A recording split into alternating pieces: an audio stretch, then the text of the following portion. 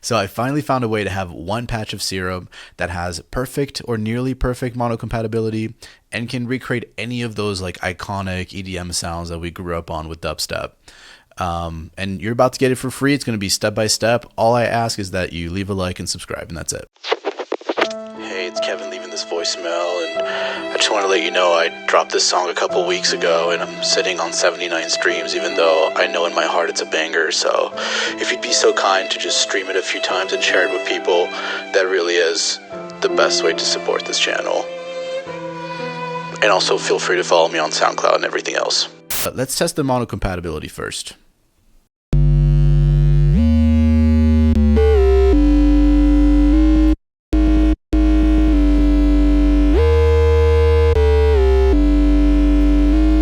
So it sounds a little different in the sense that it's louder whenever you have the sides, and that would make sense, right? Because we're adding frequency. So that's the mids and that's the sides, by the way. So one more time.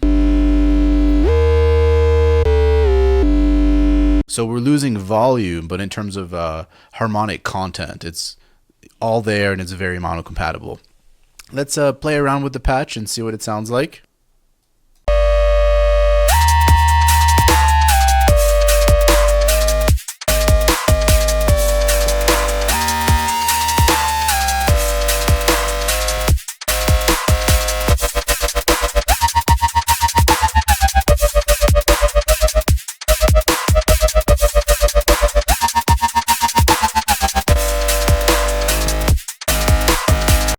Super awesome, and like that's just scratching the surface. This is essentially infinite what you can do, and what I love about it is that this is all literally one patch. There's nothing else.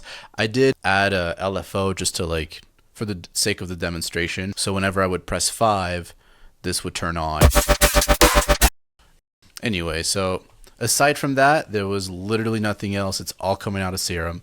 So let's start from scratch. Let's open up a new Serum initial preset thing. And we're going to turn on all of the oscillators and make them all sine waves. So the sub oscillator is already on the sine wave. To make every single one of these sine wave, you just go to analog and basic shapes. You click on default shapes, analog, basic shapes, and you do that for all of them. Then we turn off the random for all 4 oscillators. Well, actually, the sub one is already off. It's always going to be at random 0. So we're good on that department. And the sub, we're going to do a negative 1.2. I'm sorry. There you go, negative 1.2. We're going to pan it hard left. Oscillator A is going to be a negative 5. It's already there. Pan it all the way to the right. And turn this phase for oscillator A to 90. So far, if we were to play any octave 0 note, so like an E0, we should be getting a circle. And if you don't have like Stereo Tool, which I believe is free, or any kind of like imager, like Ozone Imager would work just as well, you can just get an EQ8 and set it to mono, or I'm sorry, mid and side. And if you check both, you should have a sine wave in both that are the same volume. So anyway, let's do the same thing for oscillator B and C, where we turn this to 0. For oscillator B, the phase goes to 0 and hard left. Oscillator C is going to be at 90 degrees and panned hard right. And we're going to bring it up 4 octaves. So now we should have this beautiful shape. And I hear a little bit of distortion actually. Let me fix that. That's probably why. So now we should have this beautiful shape. It's just 2 sine waves, but by doing this little fancy phasing thing we're doing, we're ensuring that there's the same amount of information in the mid and side. And because of that, there's perfect phase cancellation when you go to mono. Okay, so next up is we are going to go to the effects. And we're going to turn on, you can do any distortion. More is not necessarily better, I've noticed. You don't want to like crank it all the way up right away. although it does sound super cool. I like to add a compressor and multiband because that way the smallest amount of adjustments can have a big impact. We'll really hear it. Let's do like 12 and I guess 8 and 10. Why not? And then let's do 0.5.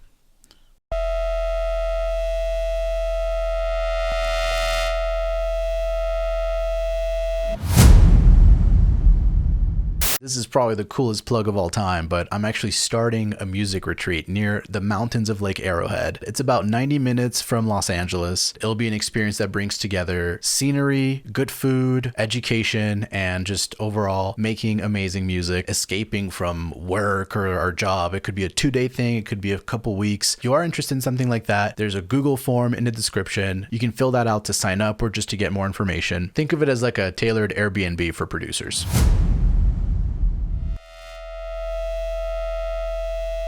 Now we have like high end playing at all times. Let's also increase the volume of this and not clip just yet. Cool. All right.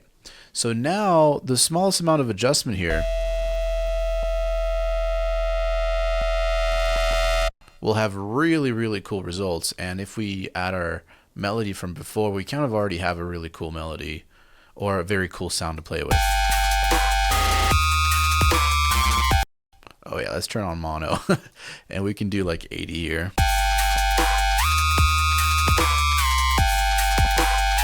Let's go ahead and take one of these macros. We're actually going to turn, well, actually I like to have like a bass sound. So I guess we'll do this and this will kind of decide, distortion. This will kind of decide like the beginning characteristic, and impact. Changing this will have pretty big impact at the end after all the effects we add. So already so tight.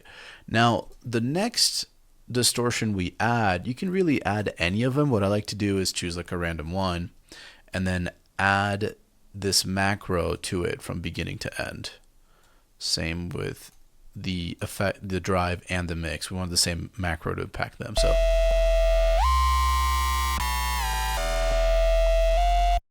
and you can rinse and repeat. You can do that with as many different distortions as you want. So on this one we'll do sine shape. That one's gonna go crazy. Let's see here.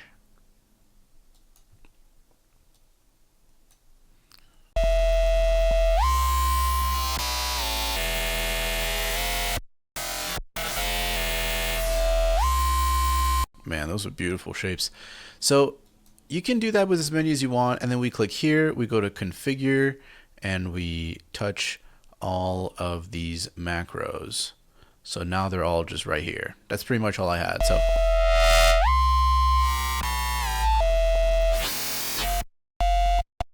that's a little intense. We should probably bring it down.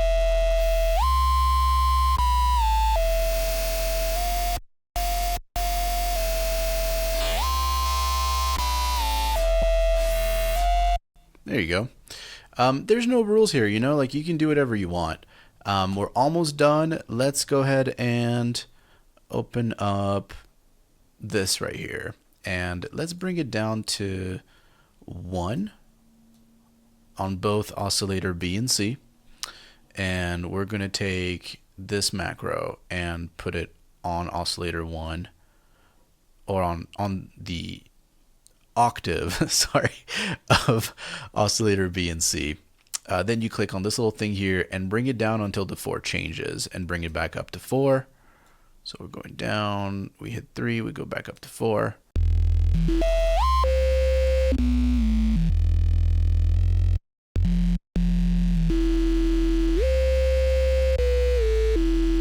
Same thing, boom. Configure.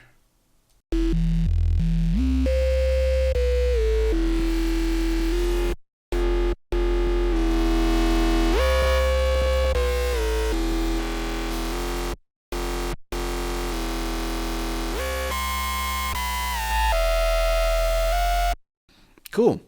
let's test the mono compatibility of that.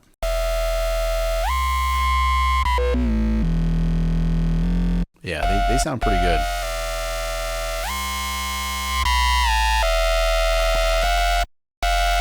The only thing that's jarring is the volume that comes in because of all the information in the sides that pops up out of nowhere. But the truth is, you don't typically want your sides to be that loud. It's hard to have a proper mix that way. So I think like a safe area will be this. Unless you really want to just blast everyone and like you lead up to this big bass sound and then just, you know, you can just really lay it on them that way. For this one, I also had a macro here. And let's actually move it to a -5 first on both of these. Then you take a macro and you put it on them. And you bring them down until that +12 becomes a +7. So you see that +12? You go down until it says +7. There you go. That adds a harmonic instead of having like a clean octave, let's say from E0 to E4. We're now having an E to an A, and that little edge really adds a nice touch to the bass sound. So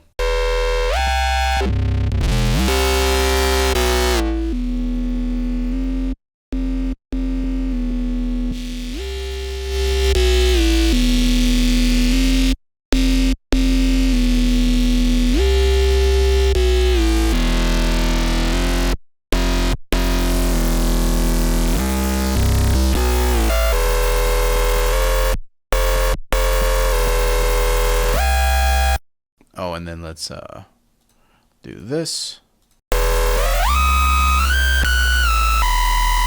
Nice.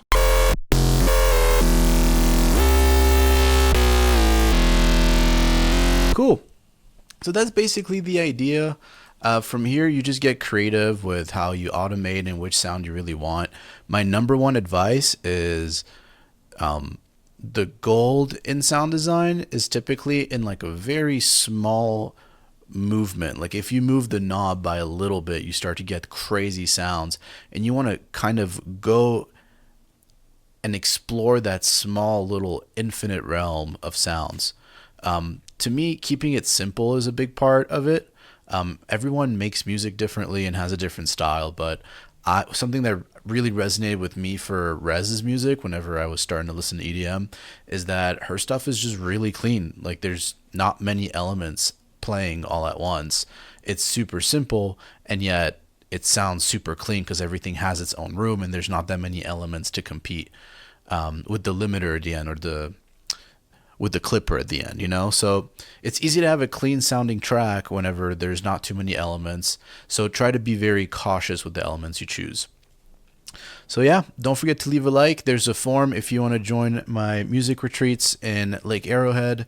If you just want to get information, feel free to sign the form and we'll talk there.